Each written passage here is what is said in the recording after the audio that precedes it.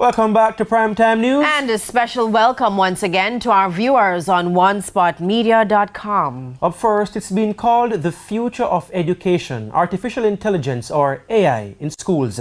Tools like ChatGPT are being used to solve complex problems and write academic essays in seconds. But is AI the right answer for education? Kelisha Williams has part one of this Primetime News in Focus report, My Teacher Called AI.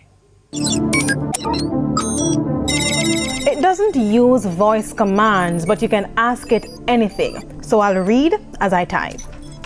I am doing a news feature on ChatGPT. Where do I start? Send. And it's generating within seconds. So it says, begin with a brief introduction to ChatGPT and explain what it is. So I'll start there. Chat Generative Pre-trained Transformer, ChatGPT, the new software that is upending the way people learn, from solving complex math problems to writing essays. When you just ask it to write an essay along these words in this language, I mean, you can be very specific with the prompting. The essay comes out in literally a second. I use ChatGPT to teach me certain concepts that I don't fully understand. Since it was launched in November, millions of people worldwide have been using it.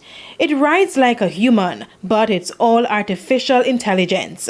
ChatGPT is what you call a large language model. So essentially what they do is they take data from the web. Samario Brown is a computer science student at the University of the West Indies. I say explain quantum computing like you're explaining it to a 5-year-old or a 10-year-old, and it breaks it down, gives you scenarios or jargons, and then you can understand it in a simplistic manner.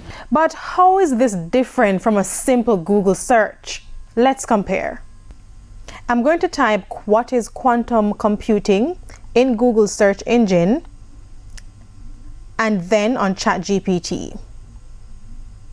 So while Google provides dozens of responses that I may have to sift through, with ChatGPT there are only a few paragraphs. Acting Dean of Discipline at the Camperdown High School, Patrick Williams, has been using ChatGPT to find new ways to resolve conflicts in schools. Of course, it does have a place that it can help. And I'm actually looking forward to see what it can do. I'm actually on it almost every time I have some time. ChatGPT is not the only artificial intelligence tool that is being used in education. There is Bard AI, Bing AI, and right here in Jamaica, One-on-One Educational Services has been using its own bots to assist students online. However, ChatGPT has allowed the company to take things a step further.